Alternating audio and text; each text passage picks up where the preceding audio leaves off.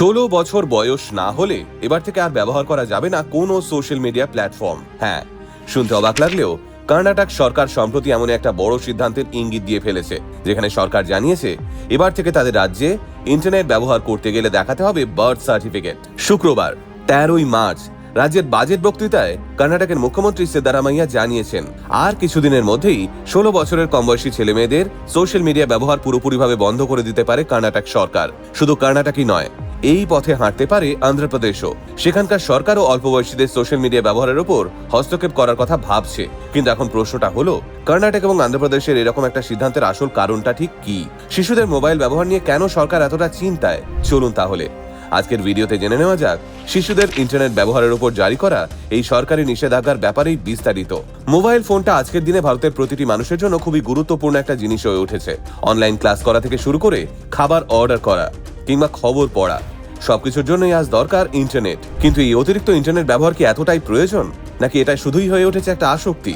আজকের দিনে এই প্রশ্নটাই ভাবাতে শুরু করেছে বাচ্চাদের বাবা মা এবং তাদের শিক্ষক শিক্ষিকাদের। তাদের এই চিন্তার সমাধান করতেই এবার একটা বড় সিদ্ধান্ত নিয়েছে কর্ণাটক এবং অন্ধ্রপ্রদেশ সরকার। কর্ণাটকের মুখ্যমন্ত্রী সিদ্দারামাইয়া রাজ্যের বাজেট পেশ করতে গিয়ে ঘোষণা করেছেন 16 বছরের কম বয়সী বাচ্চাদের জন্য সোশ্যাল মিডিয়া ব্যবহার ব্যান করে দেওয়া হবে।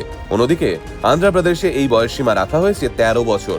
আর ভারতের এই দুই রাজ্যের নতুন নিয়ম নীতি আসলে প্রশ্ন তুলতে শুরু করেছে ভারতের একটা বড় সমস্যার দিকে, দ্য ডুম স্ক্রোলিং ট্র্যাপ।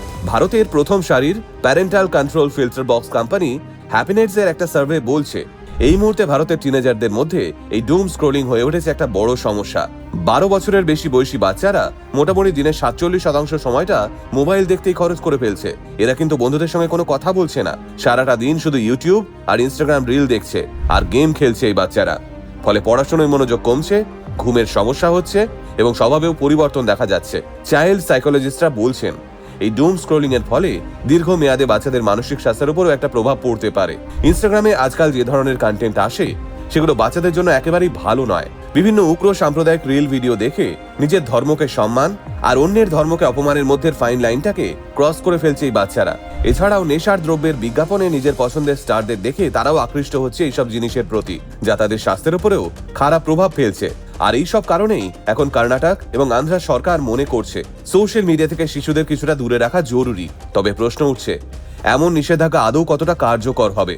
টেকনিক্যালি কিন্তু এইরকম নির্দেশিকা কার্যকর করা সোজা নয়। শিশুদের বয়স যাচাই করা কঠিন আর তারা সহজেই বয়স বেশি রেখে অ্যাকাউন্ট খুলতে পারে। তার উপর যদি এক রাজ্যে নিষেধাজ্ঞা থাকে আর অন্য রাজ্যে না থাকে, তাহলে তা কার্যকর করা আরো জটিল হয়ে যাবে।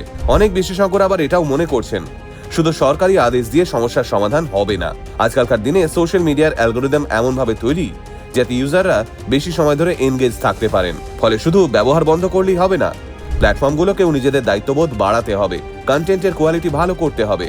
আর তার থেকেও আগে বাচ্চাদের সঠিক পথে নিয়ে আসার দায়িত্ব নিতে হবে তাদের বাবা মাকে। বিশ্বের অন্যান্য দেশেও এই একই রকম নিয়ম চালু রয়েছে।